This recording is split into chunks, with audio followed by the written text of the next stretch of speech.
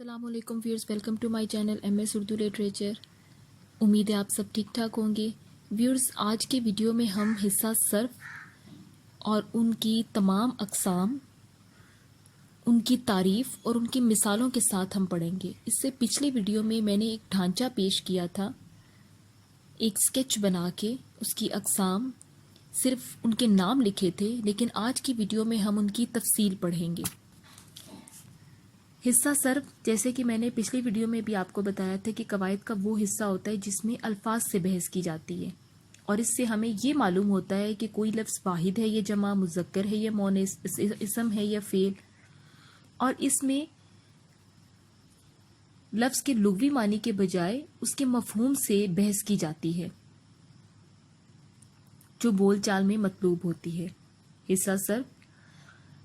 अब हिस्सा सर्फ में जो सबसे पहली चीज़ आती है वो है लफ्ज़। लफ्ज़ क्या है? लफ्ज़ यानी इंसान अपनी ज़ुबान से जो भी कुछ बोलता है उसे लफ्ज़ कहते हैं।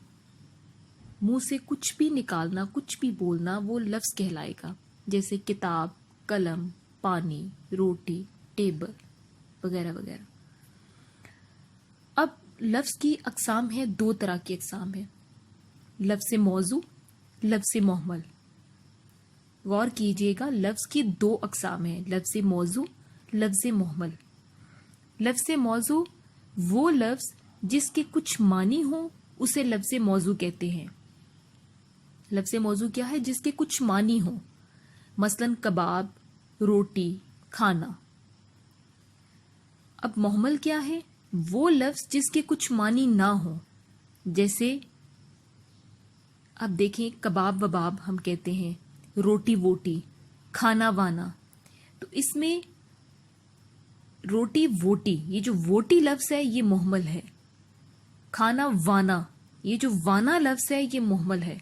और जो खाना होगा वो क्या होगा? मौजू होगा। रोटी क्या होगा? ये मौजू है। रोटी वोटी, वोटी क्या है? ये मुहम्मल है। यानी ऐसा लफ्ज़ जिसके कोई मानी ना हो लेकिन आम बोलचाल में आते हो, वो लफ्ज़ मुहम्मल है। अब देखें, लफ्ज़ की जो हमने दो अक़साम पढ़ी हैं, लफ्ज़ मौजू और लफ्ज़ मुहम्मल। अब लफ्ज़ मौजू की मज़ीद दो अक़साम हैं। पहली किस्म कलमा, दूसरा कलाम। कलमा क्या है? अकेले और बामानी लफ्ज़ को कलमा कहते हैं। अकेला लफ्ज़, अकेला ऐसा लफ्ज़ जो बामानी हो, जैसे मस्जिद, आया, घर, ये तमाम अल्फाज क्या होंगे? कलमा है। कलाम, जैसा कि कलमा की जमा है, तो कलाम का क्या है? नाम से ही जाहिर है कि दो या दो से ज्यादा बामानी लफ्जों के मजमूए को कलाम या मुरक्कब कहते हैं। दो या दो से ज्यादा बामानी लफ्ज। अब पहले में क्या था कि एक लफ्ज कलमा कहलाता है, दूसरा कलाम। दो या दो से ज्यादा बामानी लफ्ज कलाम कहलाता है। इसमें इसकी तारीफ देखें, मिसाल इसकी देखें। नेक लड़का, ताहिर नेक है। अब इसमें एक जुमला पूरा बन रहा है, दो लफ्ज हैं, एक पूरी बात जाहिर हो रही है, तो ये क्या होगा? कलाम। कलमा की मजीद तीन अक़साम हैं, इसम, फेल और हर्फ। इसम क्या है? वो कलमा जो किसी शख्स, किसी जगह, चीज या कैफियत का नाम हो। ठीक है, गौर कीजिएगा, वो कलमा है जो किसी शख्स, किसी जगह, किसी चीज या किसी कैफियत का नाम हो, इसम कहलाता है। मिसाल इसकी देखें, जैसे महमूद, लाहौर। इसम यानी किसी नाम की जगह इस्तेमाल हो, जैसे वो, वहां, उधर। ये तमाम अल्फाज क्या कहलाएंगे? इसम कहलाएंगे। इसम का ज़माने से ताल्लुक़ नहीं होता और ना ही ये अपने मानी के लिहाज से दूसरे का मोहताज होता है। अब दूसरी किस्म देखें, कलमा की फेल।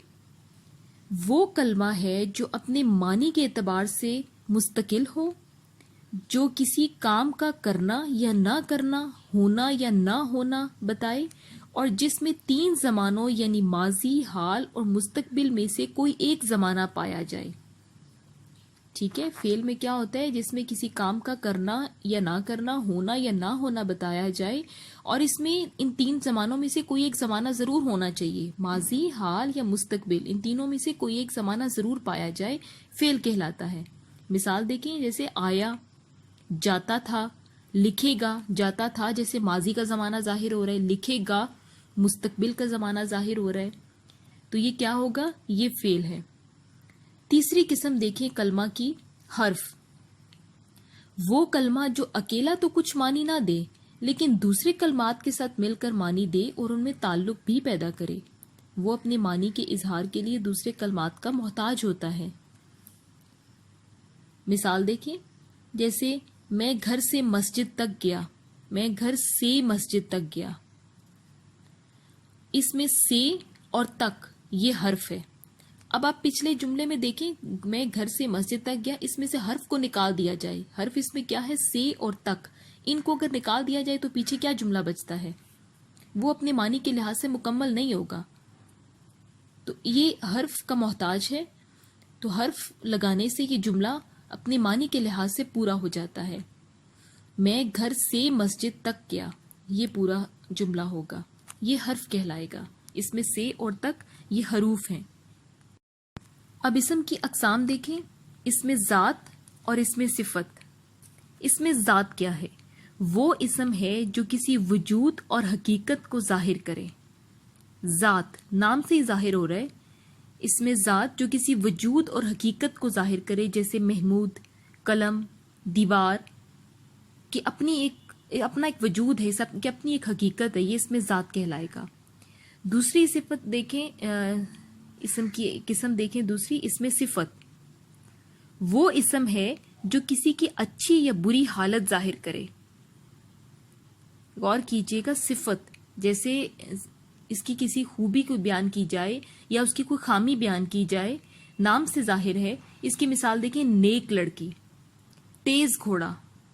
تو اب اس میں دیکھیں، لڑکی کا نیک ہونا یہ اس کی صفت ہے، گھوڑے کا تیز ہونا یہ اس کی صفت ہے. تو اس میں نیک اور تیز کیا ہوگا؟ اس میں صفت ہے. تو اس میں صفت کی دو طرح کی اقسام ہیں، صفت اصلی اور صفت نسبتی.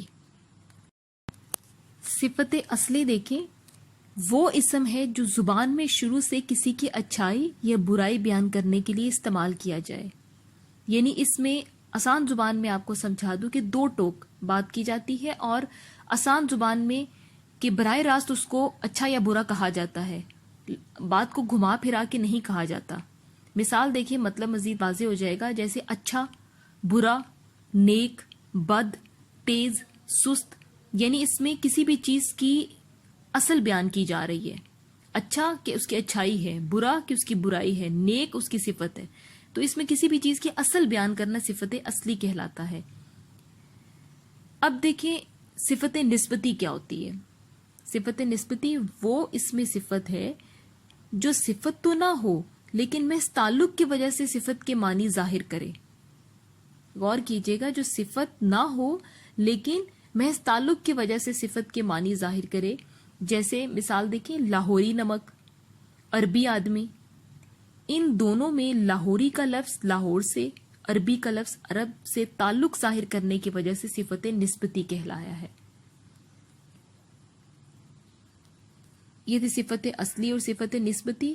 اب صفت اصلی کی تین اقسام ہیں، صفت نفسی، صفت بعض، صفت کل. صفت نفسی کیا ہے؟ وہ اس میں صفت ہے جس سے کسی کی حالت کسی دوسرے اسم سے بغیر مقابلے کے ظاہر کیے جائے. آسان زبان میں آپ کو بتا دوں کہ اس میں کمپیریزن نہیں کیا جاتا، ایک چیز کو دوسری چیز سے اس کا مقابلہ نہیں کیا جاتا. صفت نفسی صرف اس نفس تک رہے، صرف اس ذات تک رہے جس کی صفت بیان کی جا رہی ہے، اس کے وجود تک رہے. مثال دیکھیں، جیسے اچھا، برا، اونچا، نیچا وغیرہ. دوسری اس کی قسم دیکھیں، صفت بعض. وہ اس میں صفت جس سے کسی ایک کو دوسرے سے بڑھایا جائے. غور کیجئے گا، وہ صفت جس سے کسی ایک کو دوسرے سے بڑھایا جائے. مثال دیکھیں، اس سے اونچا. یعنی ایک چیز جو جہاں پر ہے وہ تو ہے لیکن دوسرے کو بڑھایا جا رہا ہے کہ اس سے اونچا. تو یہ کیا کہلائے گا؟ صفت باز. نیک تر. دوسری مثال دیکھیں, نیک تر, کہ نیک سے بڑھایا جا رہا ہے, نیک تر کہا گیا ہے کہ نیک تر, کہ نیک سے بھی زیادہ نیک ہے, نیک تر. تو یہ کیا ہوگا؟ صفت باز ہے. تیسری اس کی قسم دیکھیں, صفت کل. صفت کل کیا ہے؟ وہ اس میں صفت جس سے ایک کو دوسرے سب سے بڑھایا جائے, جس سے ایک چیز کو باقی سب چیزوں سے بڑھایا جا رہا ہے. جیسے سب سے اونچا, بلند ترین, نیک ترین, کہ سب سے اونچا, کہ اونچائیوں میں سے جو سب سے اونچا ہے وہ صفت کل ہے. بلند ترین, سب سے بلند. نیک ترین, کہ سب سے زیادہ جو نیک ہے, یعنی جس چیز کو ہم بیان کریں اس کو سب سے زیادہ سب درجہ اس کا بلند کر رہے ہیں. تو یہ کیا ہے؟ صفت کل ہے. اب اگر آپ غور کریں تو صفت باز اور صفت کل میں تھوڑا سا فرق ہے, صرف تھوڑا سا فرق ہے. کہ صفت باز میں کیا کیا تھا ہم لوگوں نے, کہ اس میں ایک چیز کو دوسرے سے بڑھایا تھا, صرف ایک چیز سے بڑھایا تھا, کہ ہم ایک چیز کا مقابلہ صرف ایک چیز سے کر رہے ہیں. ٹھیک ہے, کہ اس سے اونچا, نیک تر. کہ دوسری قسم دیکھیں صفت کل. صفت کل میں کیا تھا کہ ایک چیز کو باقی تمام چیزوں سے بڑھایا جا رہا تھا, جیسے سب سے اونچا, بلند ترین, نیک ترین. تو یہ تھوڑا سا فرق ہے صفت باز اور صفت کل میں. جی ویورز, آج کی ویڈیو میں ہم نے حصہ صرف میں اس کی لفظ کی دو اقسام, لفظ موضوع, لفظ محمل. لفظ موضوع کی دو اقسام کلمہ, کلام. کلمہ کی تین اقسام اسم, فعل, حرف. اور اسم کلمہ کی جو پہلی قسم ہے اسم, اس کی ہم نے اقسام پڑھی ہیں, اس میں ذات اور اس میں صفت. اور اس میں صفت کی دو اقسام ہے, صفت اصلی, صفت نسبتی. اور صفت اصلی کی مزید تین اقسام ہے, صفت نفسی, صفت باز, صفت کل. اگلی ویڈیو میں ہم اسم کی اگلی اقسام کریں گے, استعمال کے لحاظ سے اسم کی اقسام اور بناوٹ کے لحاظ سے اسم کی اقسام. امید ہے آپ کو یہ ویڈیو پسند آئی ہوگی. کامنٹ میں اپنی رائے ضرور دیجیے گا. چینل کو سبسکرائب کرنا مت بھولیے گا. انشاءاللہ جلدی اگلے لیکچر کے ساتھ حاضر ہوں گے. تب تک کے لیے اللہ.